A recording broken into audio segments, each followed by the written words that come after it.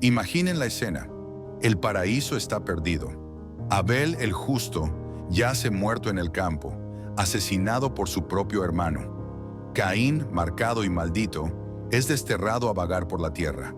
Adán y Eva, los primeros padres, están solos de nuevo, con el peso de un futuro incierto sobre sus hombros. El Génesis nos cuenta que entonces tuvieron un tercer hijo, Set, para continuar el linaje de la humanidad. Y de Set vinieron las generaciones. Pero aquí, en este punto exacto, surge la pregunta que ha desconcertado a teólogos y creyentes durante milenios. Una pregunta tan simple y tan compleja que amenaza con derrumbar toda la narrativa. Si solo existía una familia en el mundo, ¿con quién se casaron los hijos de Adán y Eva? La respuesta a este dilema no es un simple detalle, es una historia oculta. La historia de los hijos olvidados de Eva, cuyos nombres y vidas fueron deliberadamente borrados del texto más importante de la historia. ¿Esta pregunta te ha intrigado alguna vez? Comenta aquí, ¿cuál fue la primera respuesta que escuchaste para este dilema bíblico?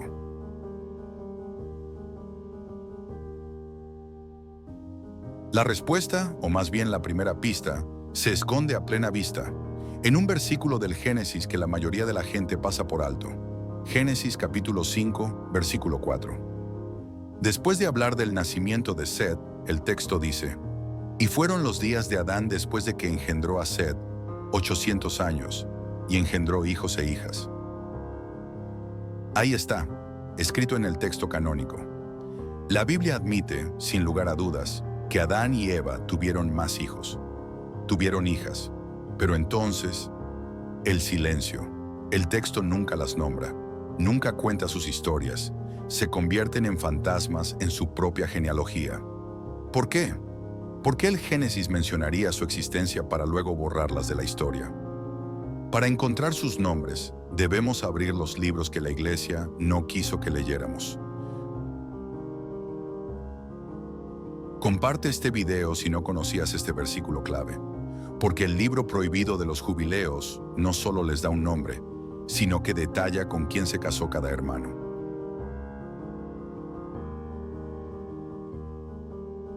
El libro de los jubileos, también conocido como el Pequeño Génesis, es un texto judío antiguo que no fue incluido en el canon bíblico, pero que era inmensamente respetado en la época de Jesús.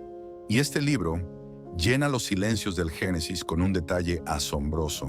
Nos da los nombres de las primeras hijas de la humanidad.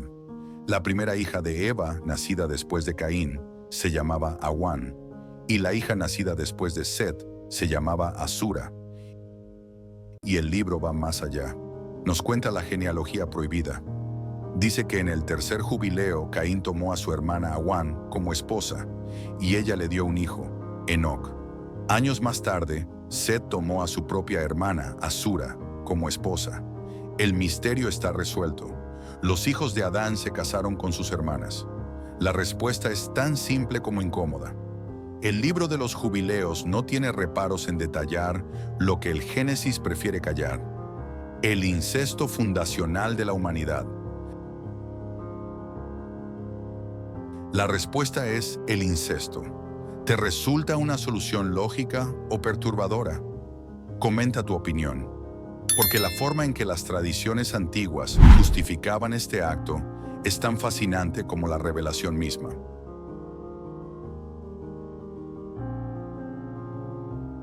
Para nuestra sensibilidad moderna, la idea es tabú, pero en el contexto de la historia era la única solución lógica y teológica. Con una sola familia en toda la tierra, no había otra opción para cumplir el mandato divino de creced y multiplicaos. Las tradiciones rabínicas y los primeros padres de la Iglesia que abordaron este problema argumentaron que las leyes contra el incesto que se dieron más tarde a Moisés no aplicaban en esta era primigenia. En los albores de la humanidad, la necesidad de poblar la tierra era la ley suprema. Otras tradiciones apócrifas añaden aún más detalles. El texto siríaco, La Cueva de los Tesoros, cuenta que Eva daba a luz a gemelos en cada parto, un niño y una niña, y que cada hermano se casaba con su hermana gemela. Según este texto, Caín tenía una hermana gemela llamada Lulúa, y Abel tenía una llamada Acleia. El conflicto, según esta versión, comenzó cuando Caín codició a la hermosa gemela de Abel. Ya sea a Awan, Asura o Lulúa, la respuesta de los textos prohibidos es unánime. Las hijas de Eva existieron, y fueron ellas las madres de toda la humanidad.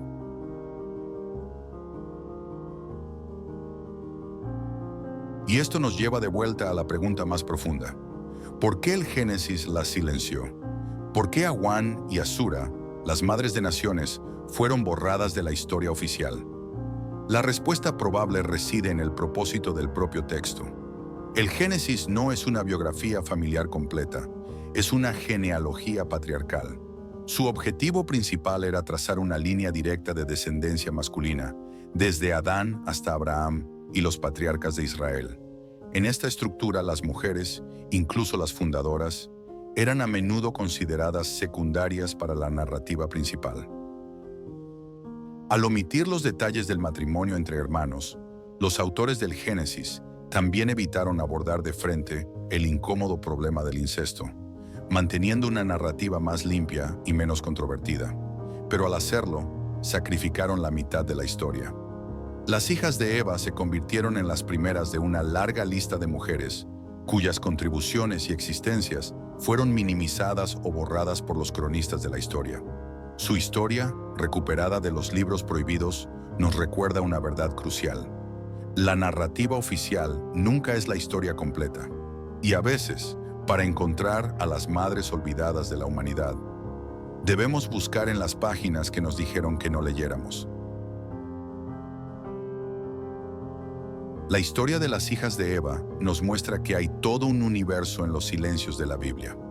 Si te ha fascinado descubrir a estas figuras perdidas, no puedes perderte nuestro video sobre Lilith, la verdadera historia de la primera mujer, la esposa de Adán que existió antes que Eva. El enlace está apareciendo aquí y en la pantalla final. Y si quieres seguir desvelando los misterios que la historia oficial intentó ocultar, deja tu like, suscríbete a los manuscritos perdidos y activa la campanita. Esto es Los Manuscritos Perdidos, trayendo a la luz lo que debía permanecer en la oscuridad.